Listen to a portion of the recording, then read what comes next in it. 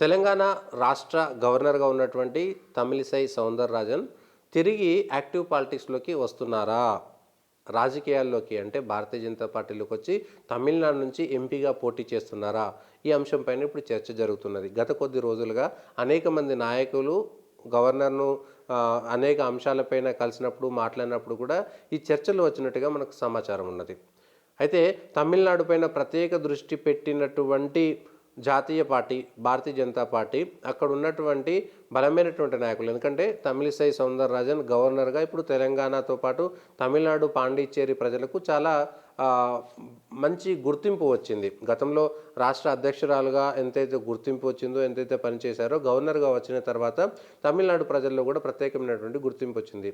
అదేవిధంగా పాలిటిక్స్ నుంచి రిటైర్మెంట్ అయ్యేటువంటి వయస్సు కూడా కాదు కాబట్టి ఖచ్చితంగా ఆవిడను తీసుకెళ్ళి తమిళనాడు నుంచి ఏదైనా ఒక మంచి స్థానంలో పోటీ చేయించాలి అనేటువంటి, అందులోనూ డాక్టర్గా పనిచేసినటువంటి విద్యాధికారులు కాబట్టి పార్లమెంటు ఎన్నికల్లో ఒక ఎంపీగా పోటీ చేయిస్తే గెలుస్తారా లేదా అనేటువంటి అంశంపైన భారతీయ జనతా పార్టీ ఒక ఆలోచన చేస్తున్నట్టుగా సమాచారం ఉన్నది. ఈ అంశంపైన తమిళనాడుకు చెందినటువంటి తమిళిసై సౌందరరాజన్ ఈ విషయంలో అది పార్టీ అధిష్టానం కానీ రాష్ట్రపతి అదేవిధంగా ప్రధానమంత్రి తీసుకున్నటువంటి నిర్ణయాలకే కట్టుబడి ఉండాల్సినటువంటి పరిస్థితి కాబట్టి, ఎందుకంటే గతంలో ఉమ్మడి ఆంధ్రప్రదేశ్ గవర్నర్గా పనిచేసినటువంటి షిండే మహారాష్ట్ర నుంచి ఉన్నటువంటి కాంగ్రెస్ ప్రభుత్వంలో తిరిగి వెళ్ళి మహారాష్ట్ర నుంచి పోటీ చేసి ఎంపీగా గెలిచి కేంద్ర ప్రభుత్వంలో కేంద్ర మంత్రిగా కూడా వ్యవహరించారు షిండే.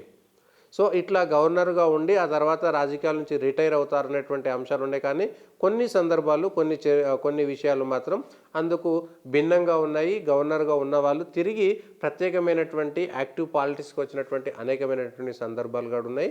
రీసెంట్గా మనకు షిండేకి సంబంధించినటువంటి ఉదాహరణ కూడా ఉంది. కాబట్టి తమిళనాడులో భారతీయ జనతా పార్టీ మరిన్ని ఎంపీ సీట్లను లక్ష్యంగా చేసుకున్నది. తమిళనాడులో ఖచ్చితంగా బోని కొట్టాలి, కొట్టడమే కాదు డజన్కు పైగా ఎంపీ స్థానాలు గెలవాలనేటువంటి ఉత్సాహంతో ఉన్నది. అన్నామలై నాయకత్వం అక్కడ బాగా పనిచేస్తుంది. గత 6-7 సంవత్సరాలుగా అంతకుముందు ఉన్నటువంటి మురుగన్, అదేవిధంగా తమిళిసై సౌందరరాజన్ చేసినటువంటి పోరాటాలు, దానికి సంబంధించినటువంటి అనేక అంశాలు ఉన్నాయి. ఇప్పుడు తమిళనాడులో చాలా పాజిటివ్ అంశాలు ఉన్నాయి. తమిళ సంగమం వారణాసి నుంచి తమిళనాడు నుంచి వారణాసికి జనాలు వెళ్ళడం, వారణాసిలో ఉండేటువంటి తమిళులు హిందీ నేర్చుకోవడం, అదేవిధంగా అక్కడ ఉన్నటువంటి హిందీ వాళ్ళు తమిళం నేర్చుకోవడం అనేటువంటి అంశాలపైన కూడా భారతీయ జనతా పార్టీ చాలా కాలంగా దృష్టి పెట్టింది. ఈ విషయంలో కొంత మేరకు పాజిటివ్ ధోరణి కనబడుతున్నట్టుగా మనకు తెలుస్తుంది. మరి ఈ మేరకు తమిళిసై సౌందరరాజన్కు భారతీయ జనతా పార్టీ జాతీయ అధిష్టానం ఎంపీగా కంటెస్ట్ చేస్తే మాత్రం తెలంగాణకు మరో కొత్త గవర్నర్ వచ్చేటువంటి